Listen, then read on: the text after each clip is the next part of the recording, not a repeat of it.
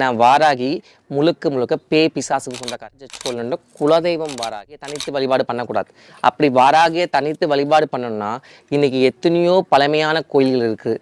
அத்தனை கோயிலுமே தனியாக வாராகி சந்துக்கு தெருக்கு தெருக்கு போயிட்டாவ பேய் பிசாசுங்களை வலிச்சுன்னு வந்து உட்கார வச்சு பூத பேத பிசாசுங்க கேட் மாதிரி வாட்ச்மேன் நேபாள்காரங்களாம் அந்த காலத்தில் பார்த்துக்கிங்களா, நம்ம சந்தை வந்து தட்டிக்கிட்டே வருவாங்களே கூர்க்கா, அந்த மாதிரி அந்த வந்து உங்களுக்கு வருவா. நான் கேட்குறேன், வாராகியே கும்பிடுற நீங்க காளி, அப்ப காளி கிட்ட வரலாம்ல. காளியாச்சு 24 hours உங்களுக்கு எல்லா இடத்துலயும் உட்காந்து, கல்கத்தா ஃபுல்லா காளி தானே, காஷி ஃபுல்லா காளி தானே. அவளை எப்பவுமே இவங்க எடுத்து கொடுக்குறவ இவகிட்ட வரதுக்கு யோசிக்கிறாங்க. இவங்க படைத்தலைபடி பிச்சு எரிஞ்சு போயிட்டே அவள் சாஃப்ட், அந்த கார்னர் சாஃப்ட் கார்னரே இல்லாத சாமியாவ வாராகி. எப்படி தெரியுமா, நீ கரெக்டா இருக்கணும், பெர்ஃபெக்டா இருக்கணும், நீதிமான இருந்தால் தான் உங்களுக்கு நான் ஹெல்ப் பண்ணுவேன். நீ அந்த தன்மையிலேருந்து ஒரு பாயிண்ட் வந்தாலும் உன்னை பிச்சு எரிஞ்சு போட சொல்லிட்டு வா. காளி அப்படி கிடையாது. ஏய் எங்க வந்திருக்கிற, யாராக இருந்தாலும் என் புள்ள என்கிட்ட சொல்லு, நான் பேசிக்கிறேன், நீ வந்து அவனுக்கு வந்து சொல்லாத. கிளம்பி நீ வீட்டில் வச்சிங்கன்னா 6 மணிக்கு விளக்கேற்றுறது, 7 மணிக்கு விளக்கேற்றுறது, அவளுக்கு போய் பால் பாயசம் வைக்கிறேன், மாதுளம் பழம் வைக்கிறேன்னா எவ்வளோ பேர் தப்பு தமா. வாராகி இருக்க இடத்துல சத்தியமாக சொல்கிறேன் பாதை இதெல்லாம் எந்த அளவுக்கு வந்து உலகம் வந்து நாசமாக போனோம், உலகம் அழிவுது சொல்லிட்டு இதெல்லாம் ஒரு எல்லா விக்கிரகமும் எல்லா ஃபோட்டோ ஃபர்ஸ்ட் வீட்டுக்கு வரவே கூடாதுங்க. அதுவே உலகமே நாசமானதுக்கு காரணமே இந்த மாதிரி வாராகி வழிபாடு தான். வாராகி வழிபாடு பண்ணவே வேண்டாம், நினைச்சு கூட பார்க்க வேண்டாம். வணக்கம் அக்கா, எல்லாரும் எப்பவும் நல்லா இருக்கணும். அதாவது இந்த சமூக ஊடகத்தை பொறுத்த வரைக்கும் உள்ளே வந்துட்டோம் அப்படின்னு சொன்னாலே தொடர்ந்து பல தேவையில்லாத விஷயத்துக்கு பதில் கொடுத்தே ஆகணுன்ற அளவுக்கு மனதில் வந்து ஒரு சங்கடம் ஏற்பட்டு அதுக்கு பதில் கொடுக்க வேண்டிய சூழல் வந்துடுது. ஏன்னா உண்மையாகவே என்னை பொறுத்த வரைக்கும் என்னுடைய குணத்தைப்படி பார்க்க போனோம்னா யாருக்கும் எந்த ஒரு பதிலோ இல்லை யாருக்கும் எந்த விதமான ஒரு என்ன சொல்கிறது விளக்கங்களையோ கொடுக்கணுங்கிறது அவசியம் இல்லை அப்படின்னு நினைப்பேன் தெய்வத்தை பொறுத்த வரைக்கும். ஏன்னா அவங்கவங்க உணரணும் அப்படிங்கிறதுல நான் வந்து ஃபஸ்ட்டாக என்னுடைய எண்ணமே அப்படியாக தான் இருக்கும். உணரணும், உணராதவர்களுக்கு திணிப்பது அப்படிங்கிறது முடியாது அப்படின்னு நான் நினைப்பேன். ஆனால் இந்த ஊடகத்துக்குள்ளே வந்த பிறகு இந்த சமூக ஊடகங்களில் ஒரு தாயை பற்றி தவறான அவதூறுகள் வரும்போது ஒரு குழந்தையா, ஏன்னா உணர்ந்திருக்கேன், நான் நேரடியாக அம்மாவை பார்த்துருக்கேன், அவளுடைய ஒவ்வொரு செயல்களையும் நான் அனுபவிச்சிருக்கேன், உயிரில் உணர்ந்திருக்கேன். அப்போது இந்த உணர்ந்த விஷயத்த ஒருத்தர் இல்லை அப்படின்னு சொல்லும்போது எனக்கு அவளுடைய பிள்ளையா என்னுடைய தாயை தவறாக சித்தரிப்பதை என்னால் தாங்கிக் கொள்ளவே முடியல. ஒரு துளி கூட என்னால் தாங்கிக்க முடியல. என்னையும் மீறி வந்து என்னுடைய ரத்தமே கொதிக்குதும்பாங்களே அந்த மாதிரி கொதிக்குது. வாராகிக்கு மட்டும்தானா அப்படின்னு சொன்னால் அப்படி கிடையாது. எந்த இறைசக்தியான உருவங்களையும் எந்த இறைசக்தியான அவதாரங்களையும் குற்றம் குறை சொல்லும்போது என்னால் ஜீர்ணிச்சிக்கவே முடியல. ஏன்னா இறைவனை அறியாதவர்கள் பலர், இறைவனை பார்க்காதவங்க பலர் இருந்திருக்கலாம். ஆனால் இறைவனை நான் மறுபடியும் சொல்கிறேன், உயிரில் நான் உணர்ந்திருக்கேன். நான் நேரடியாக ஒவ்வொரு தெய்வத்தினுடைய சக்திகளையும் உணர்ந்திருக்கேன், பார்த்துருக்கேன். நேரடியாக நின்று பேசிகிட்டு இருக்காங்க. அவங்கள போய் தவறான ஒரு சித்தரிப்பை கொண்டு வரும்போது, அதுவும் பல லட்சக்கணக்கான சப்ஸ்கிரைபர் வச்சிருக்கக்கூடிய ஒரு ஊடகத்தில் வரும்போது அதை பார்த்துட்டு இருக்க யாராவது ஒருத்தர் நம்பினாலும் என் தாய்க்கு நான் இழைத்த பெரும் துயரான சம்பவமாக தான் நான் நினைக்கிறேன். உங்களுக்கு எப்படியோ எனக்கு தெரியல. ஏன்னா ஒரு ஊடகத்தில் ஒரு விஷயம் வருது அப்படின்னு சொன்னால் அதை ஏற்றுக்கொள்ளக்கூடிய தன்மை உருவாகிற விதமாக அவங்க கொண்டு போகிறாங்க அப்படின்னா எதிர்ப்பு அப்படிங்கிறது கண்டிப்பாக இருக்கணும். நம்மளுடைய எதிர்ப்பை தெரிவிக்கணும். இது இப்படி இல்லை, இதை ஏன் நீ ஒளிபரப்பு பண்ணங்கிற அந்த எதிர்ப்பு இருக்கணும். ஆனால் இல்லை, ஏன்னா இந்த விஷயம் குழந்தைகளை பாதிக்குமா இல்லை நம்மளுடைய குடும்பத்தார்களை பாதிக்குமான்னு இதுவரைக்கும் இல்லாத ஒரு விஷயத்தை இனிமேல் எப்படி பண்ண போகிறீங்க? பண்ண மாட்டீங்கல்ல. ஒரு அசிங்கமான ஒரு விஷயம் ஒரு சமூக ஊடகத்தில் வருது, சினிமாவில் கூட ஒரு அசிங்கமான ஒரு நிகழ்வு வந்தது அப்படின்னா அதுக்கு கூட கண்டனங்கள்லாம் இப்போ எல்லாம் வந்துருச்சு. அந்த மாதிரியெல்லாம் போடாதீங்க அப்படின்னு ஓரளவுக்கு கொண்டு வர்றாங்க. ஆனால் இந்த ஊடகத்தில் ஒரு குடும்ப பெண்களே வந்து தவறான ஒரு பழக்க வழக்கங்களையோ தவறான செய்திகளையோ அந்த ஊடகத்தில் கொடுக்கும்போது நாளைக்கு என்னுடைய குழந்தையும் பார்க்கும், இதை தடை செய்யணும் அப்படின்னு சொல்லி அதற்கு போய் ரிப்போர்ட் அடிக்கிறது எத்தனை பேராக இருப்போம்? ரசிச்சுட்டு போயிட்டே இருக்கும். அந்த வகையில் இது ஊடகத்தை பற்றி பேசினா ஏதோ சொல்லுவாங்களே, சாக்கடையை கிளறிட்டு இருந்தால் வாடை வந்துட்டு தான் இருக்கும், நாத்தம் நமக்கு தான், மற்றவங்களுக்கு இல்லை. அதனால் அதை பற்றி வேண்டாம். இப்போது நம்ம வாராகி அம்மாவை பேசிய இந்த அம்மா யாருன்னு எனக்கு தெரியாது. நான் இதற்கு முன்பு அவங்கள பார்த்தது கிடையாது. எப்போவுமே 24 மணி நேரம் ஊடகத்தை பார்த்துக்கிட்டே இருக்கிறதுக்கு நமக்கு நேரம் இல்லை இல்லையா? அதனால் 10 நாள் கழித்து இன்றைக்கி தான் பார்க்குறேன். எனக்கு அப்படியே உடனே எனக்கு தோணுனதெல்லாம் ஒரு என்ன சொல்கிறது, பிளட் ப்ரெஷர் அப்படியே அதிகமான மாதிரி எனக்குள்ள அவ்வளவு ஒரு கொதிப்பு நிலை. அவங்க சொன்ன ஒவ்வொரு விஷயத்தையும் நான் உங்களுக்கு எடுத்து காமிச்சிருக்கேன் பாருங்க.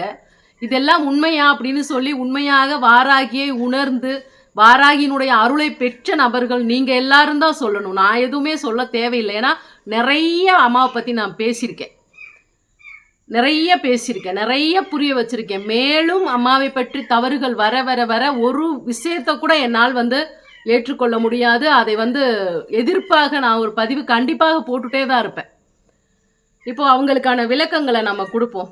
அதாவதுமா, நீங்கள் யார் என்னன்னு எனக்கு தெரியல, இருந்தாலும் என்றைக்காவது பதிவு கண்ணில் பட்டால் இது உங்களுக்கும் புரியணும், உங்களுடைய அந்த பதிவை பார்த்த பல மக்களுக்கும் அது போய் சேரணும். அதற்காகத்தான்.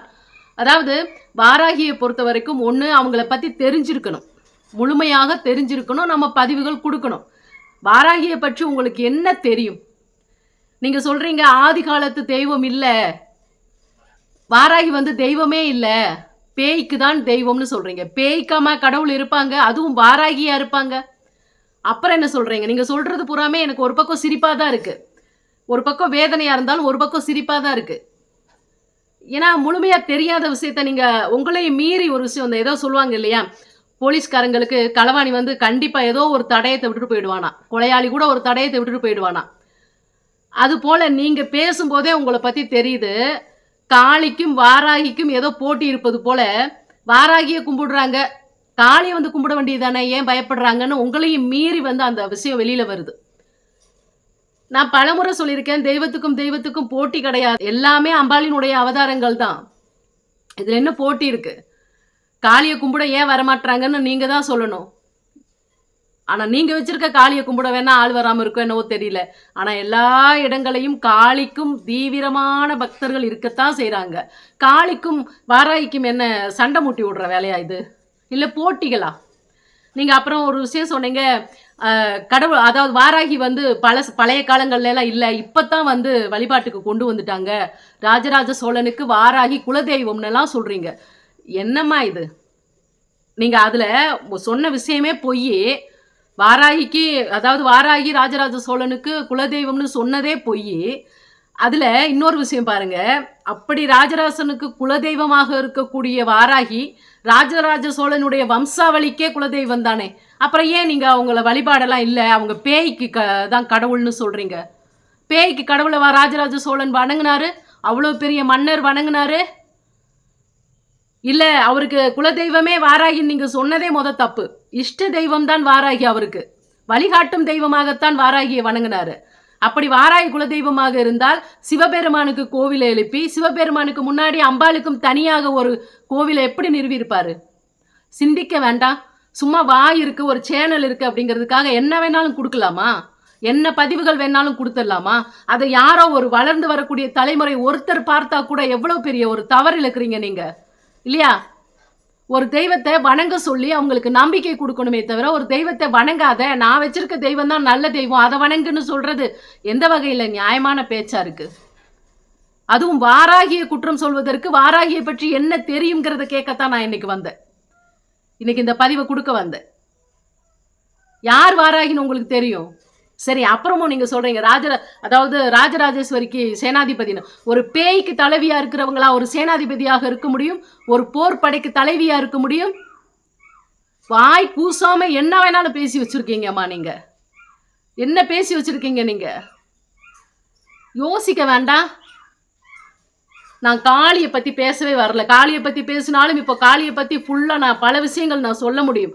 ஆனாலும் நான் யாருடைய வழிபாட்டுக்குள்ளேயும் போக விரும்பலை, யாருடைய வழிபாட்டையும் நான் தடை சொல்ல விரும்பலை. நீங்கள் மந்திரம் செய்யலாம், மாயம் செய்யலாம், நீங்கள் ஏவல் படலாம், பில்லி சூனியம் என்ன வேணால் பண்ணலாம், காளியை நீங்கள் வச்சு என்ன வேணாலும் கொண்டு போகலாம். அது உங்களுக்கு நல்லதவே கூட கொடுக்கட்டும், அது நான் தப்புன்னு சொல்லலை. அது உங்களுடைய பாடு, காளியினுடைய பாடு. காளி கண்டிப்பாக யார் நல்லது செய்கிறா யார் கெட்டது செய்கிறான்னு இந்த உலகத்தில் இருக்கக்கூடிய அத்தனை அக்கிரமங்களையும் தட்டி கேட்கக்கூடிய காளி தவறான விஷயங்களுக்கு தன்னை பயன்படுத்துபவர்களை என்ன பண்ணுவா அப்படிங்கிறத நான் வாயில் சொல்லவே தேவையில்லை. ஆதி சிவனையே தன் காலுக்கு கீழே போட்டு மிதிக்கக்கூடிய ஆக்ரோஷமான உக்கிரமான கோவக்காரி காளி. அவகிட்ட போய் அவளை வச்சு அவளுக்கு போய் ஒரு பணயம் வச்சு ஒரு செய்வனை வைக்கிறேன், பில்லி சூனியம் வைக்கிறேன், ஏவல் வைக்கிறேன், நான் என்ன வேணாலும் பண்ணுவேன், இந்த உலகத்தில் சாதிப்பேன் போய் உட்காந்துருக்கிற நீங்கள் வாராகியை பற்றி குற்றம் சொல்வதற்கு என்ன அருகதை இருக்கு? என்ன அருகதை இருக்கு? சரி, வாராகி எங்கேயுமே வழிபாடு, வீட்டில் ஃபோட்டோ கூட வைக்கக்கூடாதுன்னு சொல்கிறீங்க இல்லையா? இங்கே கோடிக்கணக்கான மக்கள் இருக்காங்க. கோடிக்கணக்கான மக்கள் வாராகியே தீபத்தினுடைய ஒளியில் பார்த்து அவளை முழுதாக உணர்ந்து அவளுடைய அருளாசியை பெற்ற கோடிக்கணக்கான மக்கள் இருக்காங்க. எங்கேயோ ஒரு மூலையில் உட்காந்துக்கிட்டு ஒரு மைக்கு கிடைச்சா போதும், ஒரு ஃபோனு கிடைச்சா போதும்னு ஏமா இப்படி வாய்க்கு வந்ததெல்லாம் பேசி ஏன் இப்படி பண்ணணும்? யார் உங்களுக்கு இந்த அதிகாரத்தை கொடுக்கறது? ஒரு தெய்வத்தோட இன்னொரு தெய்வத்தை முறையிட்டு பேசுறது, ஒரு தெய்வத்தோட விட்டுட்டு இன்னொரு தெய்வத்தை தரந்தாழ்த்தி சொல்றது எந்த வகையில் உங்களுக்கு இது நியாயமாகப்படுது? சரி, நான் சொல்கிறேன், வாராகி வழிபாடு யாருமே முன்னாடி பண்ண மாட்டாங்க, இப்போ தான் எல்லாரும் வழிபாடு பண்ணுறீங்க சொல்கிறீங்க இல்லையா? பண்ணாங்கன்னு.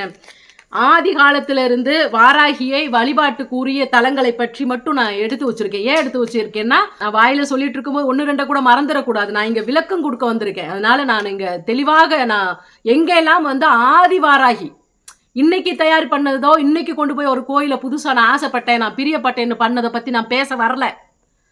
இன்னைக்கு எனக்கு ஆசையா இருந்தது, நான் ஒரு கோயில் கட்டினேன்ற மாதிரி ஆயிப்போயிடுச்சு. நான் அதுக்குள்ளெல்லாம் போக வரல. ஆதி காலத்திலிருந்து எங்கெல்லாம் சந்நிதிகள் அம்மாவுக்கு இருக்குங்கிறத தான் நான் தெரியப்படுத்துறேன். சரியா? கேட்டுக்கங்க. ஃபர்ஸ்ட் காசியில் நீங்கள் சொன்னீங்க காலையில் இவ்வளோ நேரம் தான் வழிபாடு, அப்புறம் இரவு நான் வழிபாடு அப்படின்னு சொன்னீங்க. இல்லை, நான் போயிருக்கேன். நான் வருஷத்துக்கு 2 வாட்டி காசி போயிட்டுருக்கேன். அம்மாவுக்கு எப்படி வழிபாடு பண்ணுவாங்கன்னு எனக்கு தெரியும். அங்கே வாராகி வழிபாடு பண்ணக்கூடிய அந்த பூசாரி நம்பரை கூட நான் உங்களுக்கு தெரியப்படுத்துகிறேன். நீங்கள் நேரடியாக அவர்கிட்ட பேசி பாருங்கள் எப்படி வழிபாடு இருக்குது அப்படின்னு சொல்லி. சரியா? காசியில் ஃபஸ்ட்டு தஞ்சை பெரிய கோயிலில் இருக்கக்கூடிய வாராகியும் ஆதி காலத்து வாராகி தான். அந்த வாராகி ராஜராஜ சோழனுக்கு அறிவுரை கொடுத்து இந்த இடத்துல தான் தெய்வம் சிவன் இருக்காரு அப்படின்னு சொல்லி இஷ்ட தெய்வமாக தனக்கு ரொம்பவும் பிடித்த ஒரு இடத்துல தனக்கு வழிகாட்டியாக தன்னுடைய கையை பிடிச்சு என்னை கூட்டிட்டு போ தாயேன்னு தன்னுடைய வாழ்க்கையை ஒப்படைச்ச ஒரு தன்மையை வாங்கினவங்க வாராகி அம்மன். அவ்வளோ ஒரு அன்பானவங்க, அவ்வளோ ஒரு கருணை மிகுந்தவங்க, நினைச்ச நினைப்புக்கு நின்று பலன் கொடுக்கக்கூடியவங்க வாராகி. அவங்கள போயா நீங்க தவறா சொல்றீங்க? தப்பில்லையா அப்படி பேசுவது? அம்மா உண்மையாக நினைத்த நினைப்பிற்கு கேட்ட வரத்தை கொடுப்பவள். நீங்க சொல்றது உண்மை. என்னன்னா, அக்கிரமங்கள் அவளுக்கு பிடிக்காது, அநியாயங்கள் பிடிக்காது, தவறிழைப்பவர்கள் பிடிக்காது. மக்களை நீங்க சொல்லுங்க, பார்த்துட்டு இருக்கிறவங்க. பரவாயில்ல, நாங்க அக்கிரமம் பண்றோம், இல்ல அக்கிரமம் பண்றவங்க கூட வாழ்ந்துக்கிறோம், அக்கிரமம் பண்றவங்க எங்க கூட உறவா இருக்கட்டும், அதை காமித்து கொடுப்பதற்கு தாய் தேவையில்லை அப்படின்னு சொன்னா யாருமே வணங்க வேண்டாம், அம்மாவை வணங்க வேண்டாம். கட்டாயம் இல்லை. அவ யார் வீட்லையும் போய் வாசல்ல நின்று என்னை வணங்குங்கம்மான்னு யாருக்கிட்டையும் சொல்லலை. நமக்கு தேவை, நமக்கு அருள் தேவை, நம்ம வணங்குறோம். இஷ்டம் இல்லையா, நான் கெட்ட வழி தான் போவேன் அப்படின்னு நினைக்கிறவங்க வணங்க வேண்டாம். கெட்ட வழி போறவங்க அம்மா வணங்க வேண்டாம். ஏன்? அவ நிற்கவே மாட்டா, அவங்க பக்கத்துல கூட நிற்க மாட்டா. எத்தனை பெண்களுக்கு இன்னைக்கு போய் தன் கிட்ட இருக்கக்கூடிய தவறுகளை சுட்டி காட்டி, எத்தனை பெண்களுக்கு இன்னைக்கு வழியாட்டியாக, எத்தனை பெண்களுக்கு இன்னைக்கு தாயாக, கருணை நிறைஞ்சு அன்பு நிறைஞ்சு இன்னைக்கு பேசும் தெய்வமாக, ஒவ்வொருத்தர் வீட்லையும் போய் ஒவ்வொருத்தருக்கும் தாய்க்கும் மேலானவளாக வழிகாட்டி கூட்டிட்டு போயிட்டு இருக்கிற ஒரு தெய்வத்தை, ஒரு வாழ்ந்து கொண்டிருக்கக்கூடிய தெய்வத்தை, நம்மளோடையே பயணப்பட்டு இருக்கக்கூடிய ஒரு தெய்வத்தை பார்த்து பேய்க்கு தலைவியா, பேய்க்கு தெய்வமா? உலகத்திலே நீங்க தாமா சொல்லியிருக்கீங்க பேய்க்கு தெய்வம்னு. பல்லூர்ல வாராகி அம்மனுக்கு தனி சந்நிதி இருக்கு. பல்லூர்ல வழிபாடுகள்லாம் பார்த்தீங்கன்னா அவ்வளோ பிரம்மாண்டமாக இருக்கும். பல்லூர் வாராகி. காஞ்சிபுரம் காமாட்சியினுடைய இடதுபுறத்தில் இருக்கக்கூடிய உத்தரகோச மங்கைக்கு அதுவும் பார்த்தீங்கன்னா காளிக்கு அருகிலேயே, இவங்க சொல்றாங்க இல்லையா, காளிக்கும் அம்மாவுக்கு முடிச்சு போடுறாங்க இல்லையா, காளிக்கு பக்கத்திலேயே வாராகி அம்மன் உத்தரகோச மங்கையில் இருக்கு. நான் சொல்ற இடங்கள்லாம் நோட் பண்ணி வச்சு நீங்க போய் பாருங்க. அதற்காக தான் சொல்லிட்டு இருக்கேன். அதுவும் காளிக்கு பக்கத்திலேயே சும்மா நிறுவி வைக்கல, சுயம்பாக எழுந்தருள் இன்னைக்கு அருள்பாலிச்சுட்டு இருக்க ஆதி காலத்திலிருந்து அம்மா. வேலூர்ல ரத்னகிரி முருகன் கோவிலுக்கு பக்கத்திலேயே அம்மா இருக்காங்க. வேலூர்ல போய் பாருங்க. மாமல்லபுரம் சதுரங்கப்பட்டினம் திருவேட்டேஸ்வரி, சிவகங்கை அருகில் சிங்கமனபுரி முத்துவடுகநாதர் சித்தரை பத்தி நான் சொல்லியே ஆகணும். வாராகி அந்த சித்தருக்கு தீட்சை கொடுத்து வாராகியே அந்த சித்தர் ஒரு சுயம்பாக அவங்க நிறுவி அந்த வாராகி அம்மனினுடைய அருளாலே எத்தனையோ மக்களுக்கு அந்த ஏரியாவில் இருக்க அத்தனை மக்களுக்கும் நல்லொருள் புரிஞ்சுட்டு இருந்தவர் இந்த முத்து வடுகநாத சித்தர். இவர் தன்னுடைய இறப்பை முன்கூட்டியே சொல்லி சிவசமாதியானவர். அவர் ஜீவசமாதியான அந்த ஒரு இடத்துல வாராகிக்கு அழகா அவங்கள ஒரு சுயம்பாகவே நிரூபித்து வழிபாடு பண்ணி அத்தனை மக்களுக்கும் நல்லொருள் புரிஞ்சவர் முத்துவடுகநாத சித்தர். ஒரு விஷயம் புரிஞ்சுக்கோங்க, மாமல்லபுரம் சதுரங்கப்பட்டினம் பக்கத்தில் திருவேட்டேஸ்வரி, சிவகங்கை அருகில் சிங்கமனூரி. தெளிவாக நான் சொல்கிறேன் ஒவ்வொரு அட்ரஸையும், அங்கெல்லாம் போய் பார்த்துக்கங்க. இப்போது ஒவ்வொரு கோவிலிலையுமே வாராகி அம்மனுக்கு தனியாகவே பீடத்தை அமைச்சு தனியாகவே வழிபாட்டு முறையும் இருக்குது. அடுத்து பாருங்க, கடலூர் நெல்லிக்குப்பத்தில் செல்லியம்மன் வாராகி, அதாவது கடலூர் நெல்லிக்குப்பத்தில் இருக்கக்கூடிய செல்லியம்மனுக்கு பக்கத்திலேயே வாராகியினுடைய வழிபாடு இருக்குது. அந்த கோவிலில் வாராகியினுடைய வழிபாடு இருக்குது. அதே போல் மயிலாடுதுறை அருகில் வழுவூரில் வீரடேஸ்வரர் ஆலயத்தில் ஈஸ்வரருடைய கோவிலில் சிவனை வழிபடுவதற்கு முன்பே வாராகி வழிபட்டு தான் சிவனை போய் வழிபடக்கூடிய முறை அந்த இடத்துல இருக்குது. அதே போல் வாராகி அனுதினமும் சிவனை வழிபடுவது போல பூஜை முறைகள் அந்த கோவிலில் அனுதினமும் நடக்குது. சரியா? அது அப்புறம் பன்ருட்டியில் திருவதிகை பெரியநாயகி, இந்த கோயிலெல்லாம் பார்த்தீங்கன்னா தனியாக வாராகிக்கு பிரம்மாண்டமாக சந்நிதி இருக்குது. அந்த கோவிலில் போய் பாருங்க. மதுரையில் மகாசக்தி மாரியம்மனுக்கு பக்கத்திலேயே வாராகி அம்மனினுடைய கோவிலே இருக்குது. சென்னை சோழிங்கநல்லூரில் பிரித்திங்கரா தேவி கோயில்லையே வாராகி அம்மனுக்கு ஆலயம் இருக்குது. அதாவது பிரித்திங்கரா தேவி பற்றி உங்கள் எல்லாருக்குமே தெரியும், அவங்க கோவில்லையும் வாராகி அம்மன் இருக்காங்க. அதே போல் காரைக்கால் வரிச்சிக்குடி பிரித்திங்கரா ஆலயத்திலையும் வாராகி இருக்காங்க. அதுவும் காரைக்காலில் வரிச்சிக்குடியில் இருக்கக்கூடியதும் பிரித்திங்கரா தேவி தான். பிரித்திங்கரா தேவியில் வாராகி அம்மன் இருக்காங்க. அதே போல் திருச்சி உறையூரில் நீங்கள் என்னோட ஸ்ரீ நாகபுரம் டிவி சேனல் பார்த்தீங்கன்னா தெரியும். நான் திருச்சி உறையூரில் வாராகி அம்மனினுடைய ஆலயத்திற்கு போயிருக்கேன். அங்கே அன்னதானமும் கொடுத்துட்டு வந்திருக்கேன். அங்கே போய் பாருங்கள், எவ்வளோ அழகான பூஜைகள், காலையிலேருந்து இரவு வரைக்கும் அவ்வளோ அழகாக. அனுதினமும் ஒரு அலங்காரம் அம்மாவுக்கு. தனி கோவில் தான், ரோட்டு மேலே இருக்காங்க அம்மா. அவ்வளோ மக்கள் வழிபாடு பண்ணிட்டு இருக்காங்க. அதே போல் திருச்சியிலேயே நித்திய சுந்தரேஸ்வரர் ஆலயத்திலையும் வாராகிக்கு ஆலயம் இருக்குது. நெல்லை கள்ளிக்கடை, அதாவது நெல்லை கல்லிடைக்குறிச்சி திருவாடுதுறை வாராகிக்கு தனி சந்நிதி. அதே போல் தனித்துவம் நிறைஞ்சு அந்த இடத்துல அம்மாவுக்கு வழிபாடு இருக்குது. விழுப்புரம் சாலமேடு அஷ்டவாராகி, இந்த விழுப்புரம் சாலமேட்டில் அஷ்டவராகிங்கிறது வாராகியினுடைய எத்தனை பேர் இருக்கோ அத்தனை பேர்லையும் அம்மாவுக்கு அங்கே பீடம் அமைச்சு வழிபாடு இருக்குது. அதே போல் தூத்துக்குடி எட்டயபுரம் அருகில் சுப்பலாபுரம் அந்த ஊரில் தனி வாராகிக்கு தனி ஆலயமே இருக்குது. அந்த ஊரில் அரியலூர் ஆலந்துறையார் ஆலயத்தில் மூலவரை வணங்குவதற்கு, அதாவது ஈசனை வணங்குவதற்கு முன்பாகவே வாராகியை வழிபாடு பண்ணிட்டு தான் மூலவரை போய் வழிபாடு பண்ணக்கூடிய ஒரு மிகப்பெரிய வழிபாட்டு முறை அந்த ஊரில் இருக்குது. அந்த மாதிரி இன்னும் மீனாட்சி அம்மன் கோவிலில் வாராகியினுடைய வழிபாடு இருக்குது. திருவண்ணாமலையார் அங்கேயும் வாராகிக்கு வழிபாடு இருக்குது. நீங்கள் போய் அங்கே இருக்கக்கூடிய பூஜை பண்ணக்கூடிய ஐயர்கிட்ட போய் நீங்கள் கேளுங்க உண்மையா எப்படி அப்படின்னு. இந்த மாதிரி இதெல்லாம் பார்த்தீங்கன்னா பழங்காலத்து வருடங்கள் சொல்ல முடியாது, 500 1000 வருடங்கள் சொல்ல முடியாது. அவ்வளோ பழமை நிறைந்த கோவில்கள் மட்டும்தான் இன்னைக்கு நான் எடுத்து உங்களுக்கு நான் காமிச்சிருக்கேன்.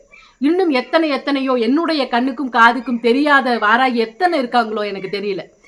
இவ்வளவு இடங்கள்ல இருக்கக்கூடிய வாராகி அம்மன், இத்தனை மக்களுக்கு அருள்பாலிக்கக்கூடிய வாராகி அம்மன் உங்களுக்கு பேய்க்கு கடவுளா? வீட்டில் ஒரு புகைப்படம் கூட வைக்கக்கூடாதுன்னு சொல்றீங்களே, அது கூட பரவாயில்ல மக்கா. ஒரு வாராகிக்கு புகைப்படம் வைக்கலைன்னா கூட நம்ம பரவாயில்ல, வாராகியத்தானே சொல்றாங்க, நம்ம அதுக்கு விளக்கம் கொடுக்கலாம். மொத்தமாக எந்த சாமிக்குமே வீட்டில் புகைப்படமோ சிலையோ வச்சு வழிபாடு பண்ணவே கூடாதான். இவங்க கிட்ட மட்டும்தான் போனால் அருள் கிடைக்கும். இவங்க கிட்ட போகணும் எல்லாருமே. இவங்க கிட்ட போயிட்டோம்னா அத்தனை பிரச்சனையும் தீந்துடும். பில்லி சூனியம் ஏவல் எல்லாமே நமக்கு கொடுப்பாங்க.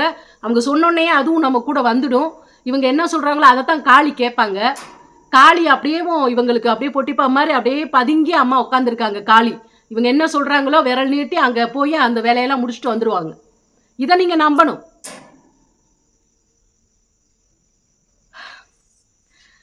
கஷ்டம். அதாவது அம்மாவை பற்றி பேசுவதற்கு யாருக்குமே அருகதை இல்லை மக்கா, அருகதையே கிடையாது. அம்மா அவ்வளோ ஒரு சொல்கிறதுக்கு வார்த்தையே கிடையாது. எனக்கு அம்மா பேசும்போது என்னை ரொம்ப அடக்கி வச்சுட்டு நான் உட்காந்து பேசிகிட்டு இருக்கேன். ஏன்னா அவ்வளோ நான் உயரில் உணர்ந்த ஒரு தெய்வத்தை, ஒரு தாயை வாய் கூசாமல் பேய்க்கு கடவுள் யாரும் வழிபாடு பண்ணக்கூடாது, வழிபாடு பண்ணா அது ஒரு வார்த்தையெல்லாம் சொல்றாங்க, உலகமே நாசமானதுக்கு காரணமே இந்த மாதிரி வாராகி வழிபாடு தான் அப்படின்னு சொல்றாங்க. எப்படி இருக்கு கேட்கறதுக்கு? ரொம்ப இனிப்பா இருக்கு அவங்க எல்லாருக்கும். நீங்க எல்லாரும் தான் இந்த மாதிரியான பதிவுகளை சமூக ஊடகத்துல பரப்ப விடுறது. அவங்களுக்கு கொடுக்கக்கூடிய அந்த கமெண்ட்ல அவங்க அப்படியே அடுத்து வாராகியை பத்தி பேசணுமா அப்படின்னு நினைக்கணும். எனக்கு அவ்வளவு ஒரு கோவம் வருது. அவங்க இன்னும் நிறைய பேசியிருக்காங்க. ஒட்டுமொத்தமாக அத்தனைக்கும் ஒரே பதில் தான். அவங்க பேசிய அத்தனையுமே பொய். ஒன்று கூட உண்மை கிடையாது. யாரும் நம்பாதீங்க. காளியை வழிபாடு பண்ணுங்கன்னு சொன்னா கூட நம்ம ஒத்துக்கலாம். பரவாயில்ல, காளியும் வழிபாடு பண்ணலாம். அதனால என்ன, அவங்க தெய்வத்தை அவங்க பெருசா சொல்றாங்க, அப்படி கூட ஏத்துக்கலாம். ஆனால் அவங்க செய்வது என்ன வேலை தெரியுமா? ஏவல் விடுவது, பில்லி சூனியம் வைப்பது. அதுவும் அவங்க என்ன சொல்றாங்களோ அதை அப்படியே காளி ஏற்றுக்கொண்டு செஞ்சிடுவாங்க. இதை எப்படி நம்புறதுக்கு உங்களுக்கு மனசு வருது? அதையும் போய் இத்தனை ஆயிரம் மக்கள் போய் பார்த்துருக்கீங்க.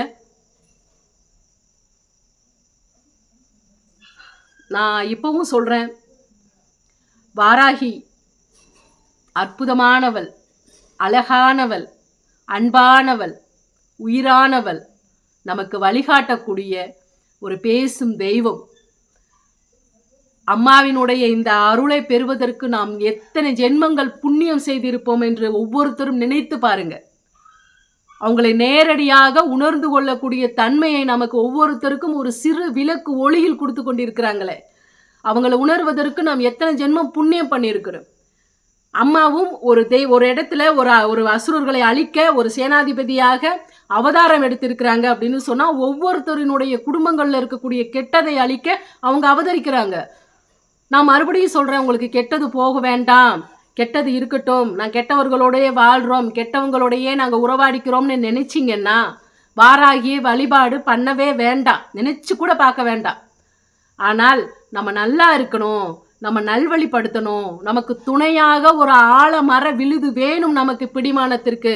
இந்த கலியுகத்துல, மோசமான ஒரு கலியுகத்துல நமக்கு அன்னை நம்ம பக்கத்துல தேவை அப்படின்னு நினைச்சிங்கன்னா ஒவ்வொருத்தரும் வாராகியை வழிபாடு பண்ணுவதுங்கிறது ரொம்ப ரொம்ப முக்கியம். யாருடைய பேச்சையும் யாரும் கேட்கக்கூடாது. அப்படி யாராவது அம்மாவை தவறு சொன்னார்களே ஆனால் அவங்களுக்கு போய் பதிலடி கொடுக்கவும் நீங்க யாரும் தயங்காதீங்க. உங்க பெத்த தாயை யாரையாவது பேச விட்டு வேடிக்கை பார்ப்பீங்களா? அப்போ நம்மளுடைய தாய் வாராகியை பேச விட்டு ஏன் வேடிக்கை பார்க்குறீங்க? எதிர்ப்பு தெரிவிங்க, ரிப்போர்ட் அடிங்க. இனிமேல் இப்படி ஒரு பதிவு இந்த சேனல்லையோ மற்ற சேனல்லையோ வராத அளவுக்கு எதிர்ப்பு தெரிவிங்க. அது கூட செய்ய முடியாதா? வாராய்க்குன்னு இல்லை, எல்லா தெய்வங்களுக்கும் தான். நம்ம எத்தனையோ முருகனை எடுத்துக்கிட்டா காவடி எடுக்கிறோம், வேல் குத்துறோம், அம்பாள் எடுத்துக்கிட்டா தீச்சட்டி எடுக்கிறோம், தீ மிதிக்கிறோம். இப்படி ஆயிரக்கணக்கான வேண்டுதல்கள் நாம் செய்வது என்பது முக்கியம் இல்லை. யாரிடமும் நம்மளுடைய உயிரான தெய்வங்களை, உணர்ந்த தெய்வங்களை விட்டு கொடுத்து போவது அப்படிங்கிறது தான் அவங்களுக்கு செய்யக்கூடிய மிக மிக மிக ஒரு பெரிய துரோகம். அப்படின்னா அது ஒண்ணுதான். யாருக்கிட்டையும் விட்டு கொடுக்க கூடாது. அந்த வகையில இன்னைக்கு வாராகியினுடைய ஒரு மிக தேவையில்லாத ஒரு வதந்திகளுக்கான ஒரு பதிலடியாக இந்த ஒரு பதிவு இருக்கும்னு நான் நம்புறேன். உங்களுடைய கருத்துக்கள் என்ன அப்படிங்கிறதையும் கமெண்ட்ல தெரியப்படுத்துங்க. நன்றி, வணக்கம்.